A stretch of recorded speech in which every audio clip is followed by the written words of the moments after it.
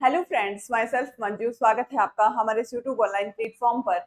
और जैसा कि आप सबको पता है कि जो वेस्ट बंगाल है उसके लिए सेट का जो नोटिफिकेशन है वो आ चुका है। और आज हम डिस्कस करने वाले हैं कि जो सेट का एग्जाम कंडक्ट होता है उसको क्वालिफाई करने के लिए कितने मार्क्स की नीड होती है, यानी कि कितने मार्क्स अगर आप लाते हैं तब आपका सेट क्वालिफाई होगा। इसका आज हम डिस्कस करने वाले हैं। और जो स्टूडेंट फर्स्ट टाइम हमारे साथ जुड़ रहे हैं तो मैं आपको बता दूं, मैं हूं मंजू, आपके tkinter for CSI net chemical science. और जो भी स्टूडेंट CSI नेट एग्जाम की प्रिपरेशन कर रहे हैं और दिसंबर एग्जाम को टारगेट लेकर चल रहे हैं तो वो हमारे सुपर 100 बैच को ज्वाइन कर सकते हैं। और हमारा ये जो सुपर 100 बैच है वो स्टार्ट हो चुका है।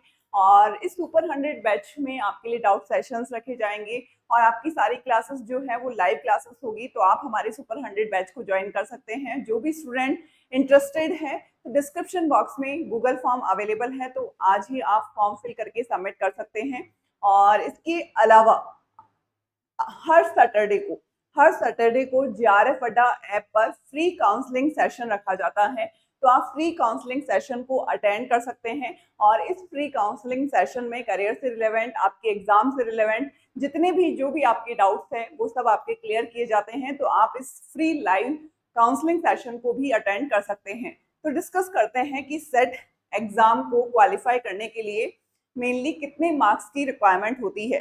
देखिए, ज्यादातर जो सेट एग्जाम का जो पैटर्न है, ज्यादातर स्टेट में आपका सेट का एग्जाम का जो पैटर्न है वो सेम है। और इसमें अगर हम पर्टिकुलर वेस्ट बंगाल की बात करें तो यहाँ पर paper first and paper second आपका कंडक्ट होता है। और पेपर फर्स्ट और पेपर सेकंड में पेपर फर्स्ट आपका 100 मार्क्स का होता है और पेपर सेकंड आपका 200 मार्क्स का होता है। पेपर सेकंड आपका सब्जेक्ट से रिलेवेंट है और पेपर फर्स्ट में जनरल स्टडी, रीजनिंग टाइप के क्वेश्चंस, एप्टीट्यूड से रिलेवेंट क्वेश्चंस पूछे जाते हैं। तो ये आपका 100 मार्क्स का पेपर होता है।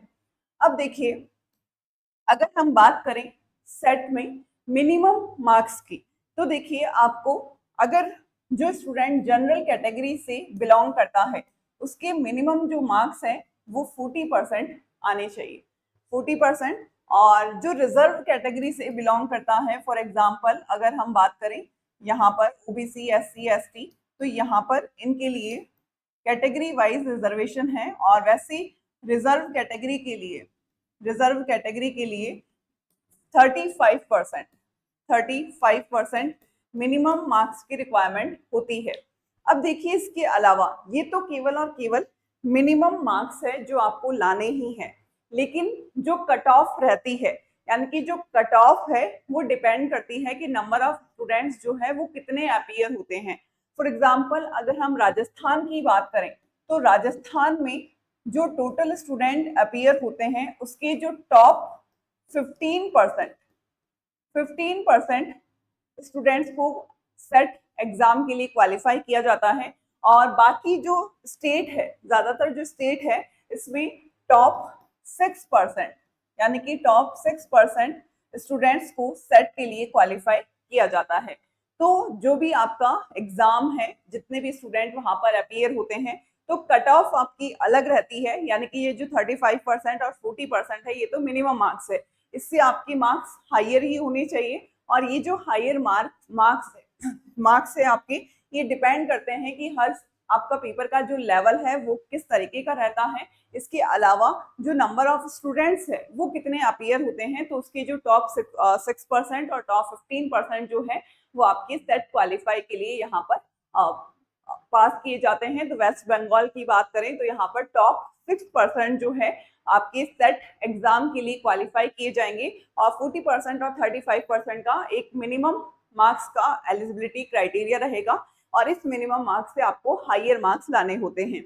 अब देखिए, आपके सेट एग्जाम में नेगेटिव मार्किंग नहीं होती, तो ये जो मार्क्स है वो आपके आ ही जाते हैं। जो मिनिमम मार्क्स है आपको अपने जो मार्क्स है वो इंक्रीज करने होते हैं। और ये जो मार्क्स इंक्रीज आपके होंगे वो क्वेश्चंस की प्रैक्टिस से होंगे, यानी कि आपको मैक्सिमम क्वेश्चंस की प्रैक्टिस आपको करनी है। और इसके साथ ही सेट एग्जाम का जो लेवल रहता है वो नेट के कंपैरेटिवली काफी कम रहता है।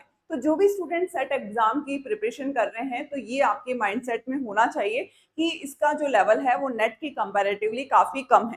तो आप इसके लिए ये कर सकते हैं कि जो सेट के पुराने पेपर्स थे आप मैक्सिमम उनको सॉल्व करें।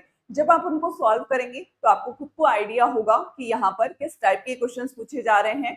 और सीएसआई नेट एग्जाम का जो लेवल है बिल्कुल अलग है। आप ऐसा ना करें कि नेट के पुराने पेपर्स आप सॉल्व करने बैठ जाएं। इससे बेटर ये होगा कि सेट एग्जाम के पुराने पेपर सॉल्व करें। इसके अलावा केमिस्ट्री से रिलेवेंट जितने भी एग्जाम आपके स्टेट में कंडक्ट होते हैं उनके जो पुराने पेपर्स हैं आप वो सॉल्व करें तो ये आपके लिए ज्यादा बेनिफिट होगा, क्योंकि यहाँ पर जो क्वेश्चंस का जो लेवल रहता है वो थोड़ा बेसिक से जुड़ा हुआ रहता है। इसके अलावा जो क्वेश्चंस है वो यहाँ पर 2 से 3 टॉपिक से रिलेवेंट नहीं पूछे जाते, थोड़े आपके इंटर रिलेटेड थोड़े मतलब एक ही कॉन्सेप्ट से रिलेवेंट आपका जो क्वेश्चंस है वो आसानी से सॉल्व हो जाएगा। तो आपको सीएसआई नेट एग्जाम का जो सिलेबस है वो आपको बेसिक से एडवांस की और आपको अच्छे से प्रिपेयर करना है, लेकिन जो क्वेश्चंस की जो प्रैक्टिस है वो आपको बेसिक जो क्वेश्चंस है वो ज्यादा सॉल्व करके यहाँ पर देखने हैं। तो ये सेट एग्जाम में मिनिमम मार्क्स का थोड़ा क्राइटेरिया रहता है।